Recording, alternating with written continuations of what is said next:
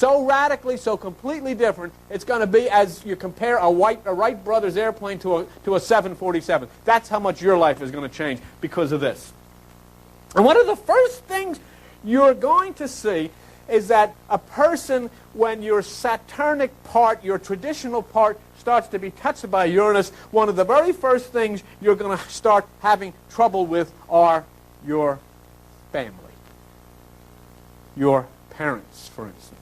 Your family, because they won't understand what you're into. You've opened yourself to something totally new. And it's going to cause a division. There are going to be people in your family that are going to say, what the heck are you into, you know? They're not going to be able to give up tradition. They're not going to be able to give up Saturn. But Uranus is going to come and shake. And some of you that have opened yourself to Uranus, some of you that have opened yourself to the Son of Heaven are going to find that you're having a conflict. Your parents don't become your enemies, but you start moving away from the family traditions. You start moving away from the traditions of your family, see? And I'll tell you something. You'll start all of a sudden to find out that quite amazingly, you begin to confide more in people that are not members of your family than you do of your own family. You'll be able to talk on terms that other people who are not related to you understand, but you can't talk to your own family. I've got in my own family people that if I were talking to this stuff, they'd stare at me.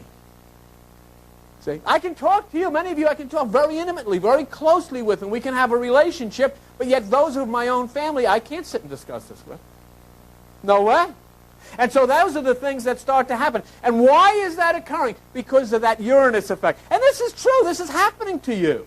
It doesn't make any difference whether you wish to believe it or you don't wish to believe it. It's happening to you. And it's the most important thing and the most important reason you're understanding this while you're being alive right now is to open yourself to this. Open yourself to it. Don't be afraid of it. But see, now what you're going to understand, because this is the Son of Heaven. That's what Uranus is called. This is the Son of Heaven. This is the thing that religion has prayed for all of its existence. It's the second coming of Christ. This is the return of Christ consciousness. And this is Jesus Christ who said in Matthew 12:51, suppose I am come to give peace on earth? No! I've come to bring division.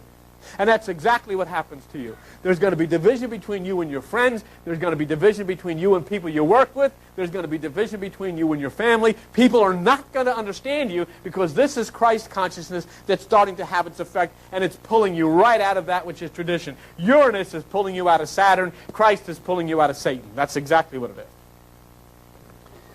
You say, we all have a part to play in our existence and our traditions, and that's Saturn. That's your Social Security is Saturn. So that's your traditional ways. That's Saturn.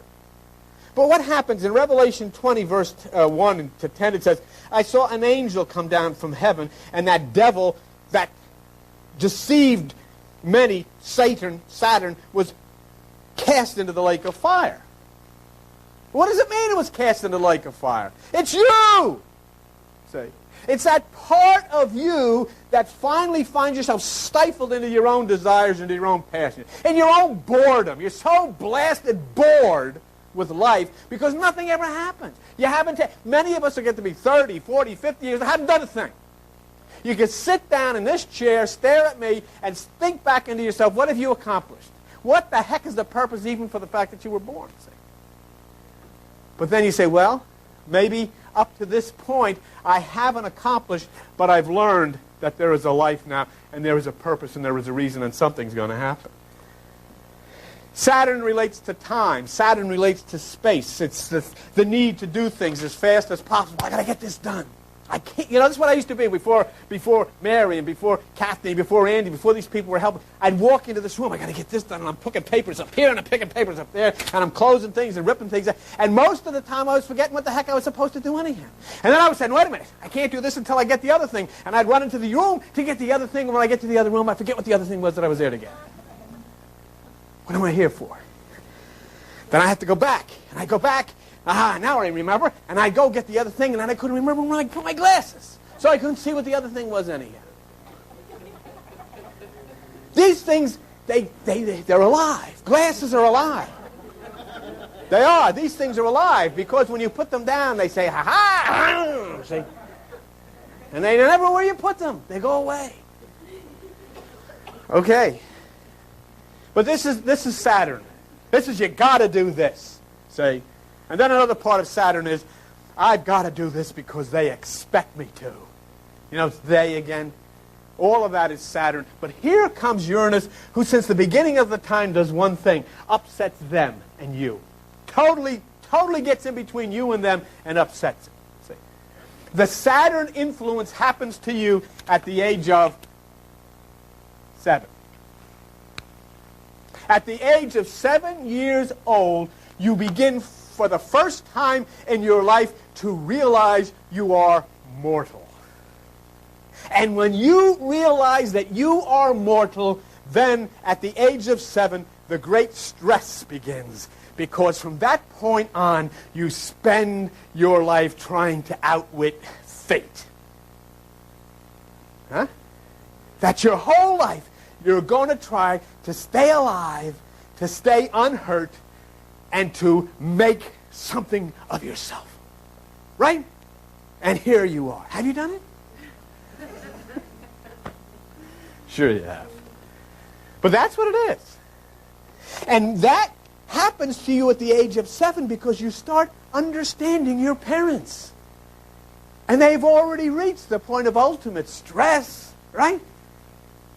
And now you can begin to be like them. You begin to become like your mother, you begin to become like your father. But when you reach the age of 7 and you start getting stressed out, the child then begins to change from mother to father. And the reason is because history. See? What is history? Look at me. Watch. Here's history. That's what history is. That's the root of history. His story. His story. It's all macho, male-dominated. History is his story. Oh, yeah, I know you never thought of it. A lot of things you ain't gonna think. And I never thought of it. That was true. That's what it is. His story. The soldiers come across, you know, and they swarm across the desert, and they win the battle, and so we all become subjected to the male god. But the transfer at the age of 7 from the mother to the father, the reason is because you're going for the authority figure. And the authority figure in your family, the authority figure in my family was my mother. And I clung to her. Because my father was drunk all the time. And when he got drunk, he got mean. I'll tell you, he hated cops. He hated cops. And there was a guy that lived next door to us named Mr. Coakley. I mean, these people are dead. This is years ago. And he didn't like this guy. Was a sergeant in the Newark Police Department. Tough guy. He used to curse all the time. And one time my father really had a load on. He was up. We had a big 2-story house in East Orange, New Jersey. And my mother used to soak these, like, ball fringes for curtains in what did they soak them in? Clorox? Well, my father was up there, and you had windows that opened in those days, you know? And he's looking downstairs, and there's old Sergeant Coakley chopping his hedges. And here was this ball of Clorox, a bowl of Clorox with all his ball fringe. He couldn't resist it. He took that thing and dumped it 2 floors down on that guy's head. And as little as I was, I remember that cop saying, "You could have blinded me, you SO." See? And so I had to, but sometimes he would come home, and he would be so violent that my mother would grab me, and we'd have to run 2 blocks in the pitch black through the streets of Newark, and we found this park, and her and I would run into the park. We would be the only ones in this big park of pitch black, and we'd hide behind trees, and he'd come in there. It was like The Shining. I'm telling you. I am telling you that. He'd be screaming and looking for us, and I'd be hanging on to her, shaking, and he'd say, "Don't say it. Be quiet, be quiet." And then he'd leave. And he'd get back to the house, and we'd get back there, and if he was still screaming and cutting up, my mother called the cops, and the Newark police had come.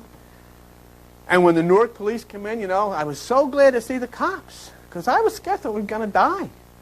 And when the Newark police had come, they'd say, "Well, where is he?" Here he comes down. He's got his bathrobe on. "How are you, officers? What's the trouble, officers?" Would you like a cup of coffee? I'm telling you, I didn't know where I was coming or going from. And he'd get on his Brooks Brothers suit the next morning, go to work. He was a big interior decorator for Macy's department store up in New York. And nobody could believe what went on in that house. But, I mean, we used to have brawls that made the OK gunfight at the OK Corral look like a Red Riding Hood. I had 2 brothers and a sister, and I used to have fist fights. And I've seen people get knocked over the banister, just like in a cowboy movie. I've seen my mother chase him up the stairs with a knife that long. No, I'm serious. Thank God that she didn't catch him. But those things, I was only this big. And of course, I told you the story. The man wound up, when I walked in at 14 years old, I walked into the house, and he was hanging in the doorway. He committed suicide. Okay. Brilliant man, brilliant interior decorator, one of the greatest that... But see, it forced me at that time to look for an authority figure that I could cling to, so I hung on to my mother. So my mother became the authority figure, and she could handle it. She could handle it. And I survived because of her. I survived because of her. And so my authority figure then became my mother.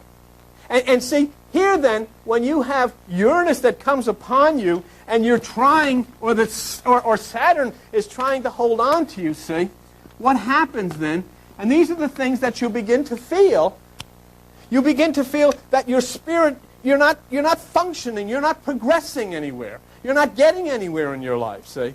And this is a Saturn phenomenon when you start to feel like that, and the Saturn phenomenon is called depression. Depression. Depression is a Saturn phenomenon. That's why you can easily line Saturn and Satan. Saturn and Satan in the Bible are the same person. It's an effect. It's a vibrational effect that we open ourselves to. It comes. It's a universal effect that affects the lower mind. And what we have to do is lift. That's why meditation is so important. You lift yourself to a higher frequency of consciousness, to Uranus, to that which is the God of power. That's why crystals are so important that you carry with you. So that you are open to that light, that you have something with you that can take in that light. Okay? So then when you have this depression situation going on because of Saturn, and all of us have experienced depression. There's nobody in this room, there's nobody out there on television that hasn't at one time or another experienced depression. But what is depression?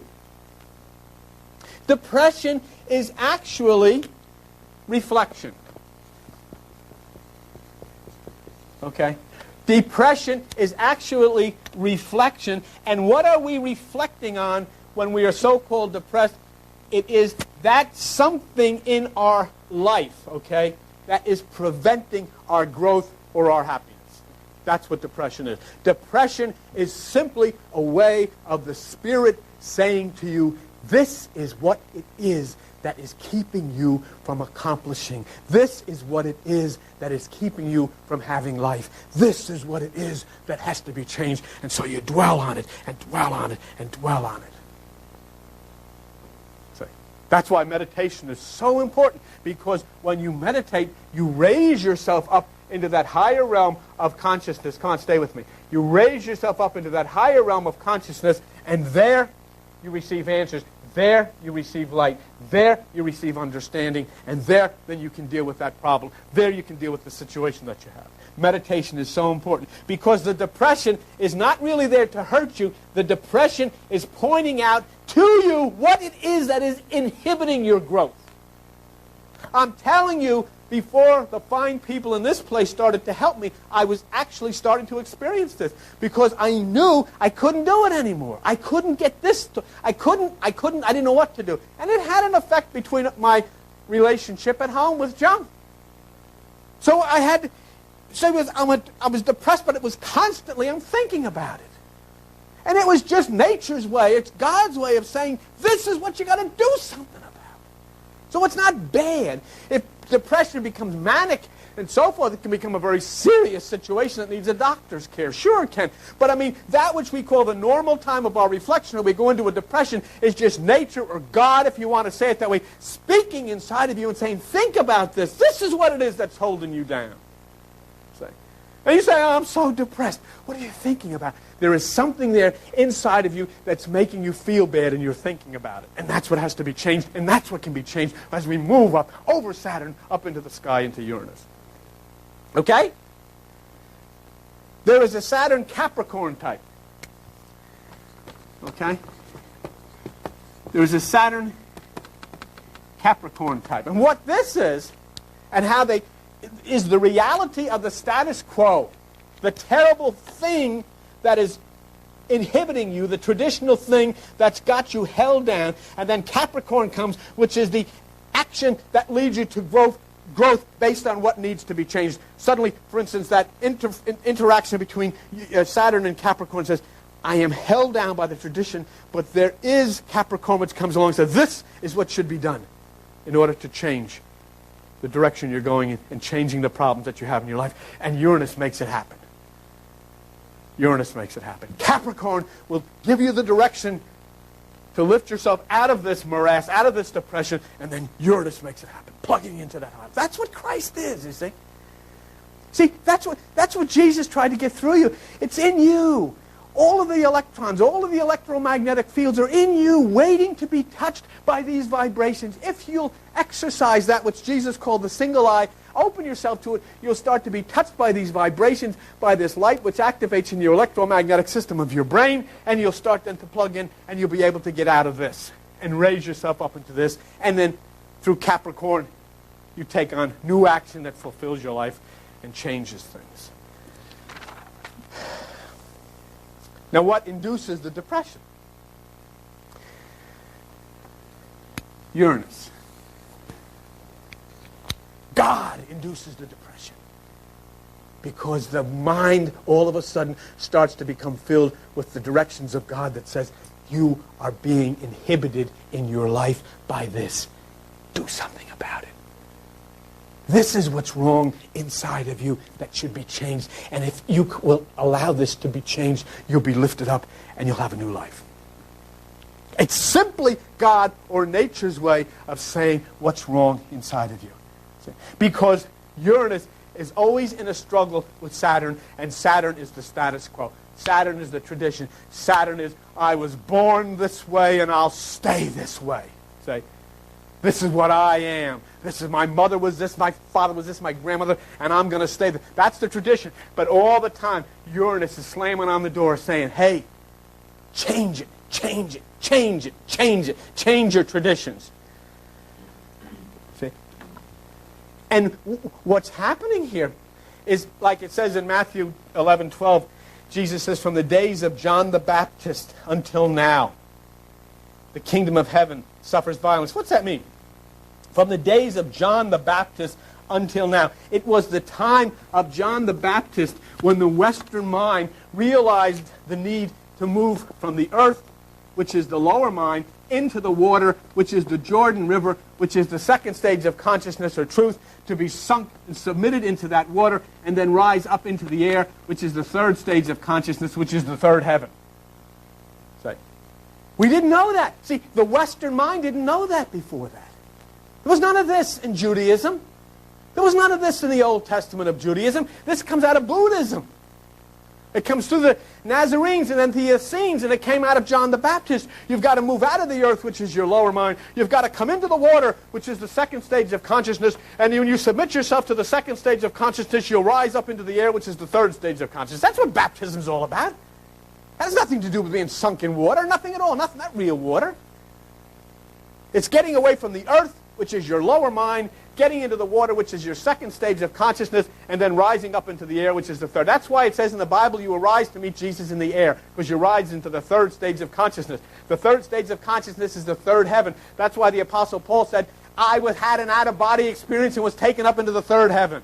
That's why it says in 1 Kings 6:8 that when they built the temple, they put the door to the holy place on the right side, which you entered with winding stairs, which is Kundalini, which took you to the right side and then up into the third.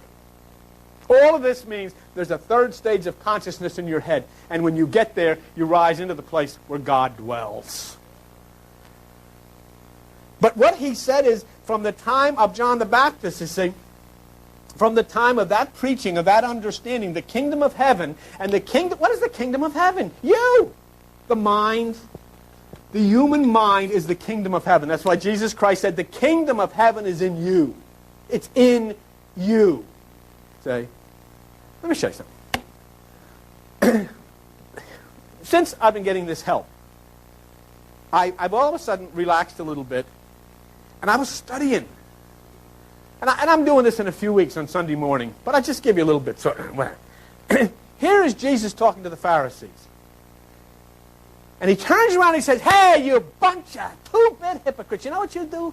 This is what you guys do. You guys say, okay, swear by the gold in the temple.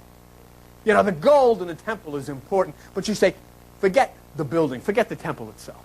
And I said, what the heck are you talking about? This is Jesus who said the buildings don't make any difference. I said, what the heck are you talking about? What is the gold in the temple is not as important as the temple. And as I'm meditating on it, flowed by me. What's Jesus Christ saying? See, when you look at the construction of the temple, the whole thing inside is covered with gold, and gold means God. So what are the Pharisees saying? The Pharisees are saying it is God that's important. What do the religious people say? It's God that's important. It's Jesus that's important. It's the Holy Spirit that's important. But Jesus Christ spins around and says, forget it, Buster, because if there is no temple, if there is no you, there is no God. See? Huh? If there is no you, there is no God. And if you don't make a place here in this temple, there is no God. Doesn't exist. If you cease to exist, God ceases to exist. Instantly. Just like that. Gone. Nothing. Doesn't exist. Because God cannot exist without people. What's he going to do? Who's he going to bless? See? But the point being here that Jesus Christ is saying God is not near as important as you are, because if you don't exist, neither does he. See, what Jesus is saying, that you are so important, there can be no God unless there's an Al. Can't be. Because if you don't exist, he's gone. You could take everyone in this room, and say, you're all gone, you all disappear, there's no God. Only when you are alive, only when you are viable, only when you are the temple can a God exist. So Jesus said, don't tell me about God being the important thing. You're the important thing, because his whole existence depends on you. Is that something? Huh? That really is. And when you look at it being totally contrary to everything that Jesus taught about the building, there's not one rock going to stand on top of the other building. He's talking about the physical building. But when he talks about this temple that's not built with human hands, he's turning around and saying, hey, I'll tell you something. If those buildings don't exist, there is no God. That's how important it is. That's how important it is. Yeah, you can get along for a while without God. But you know what? He can't get along for a second without you. He can't exist without you. So the mind becomes conditioned by the cultures and the traditions, and the mind is forced under threat to think as it is told. That's why Jesus Christ says they try to take it by force. How do they try to take it by force? Because they scare the pants off of you, first of all, in telling you, you've got to do it their way. You've got to do it their way, or you're not going to get anywhere near God. See? That's Saturn. That's conscious. What Carl Jung said about just beyond our conscious awareness is our subconscious. It is called the higher mind. It is just beyond Saturn. And Saturn tries to suppress the higher mind because Saturn is only concerned with the existing reality of your life.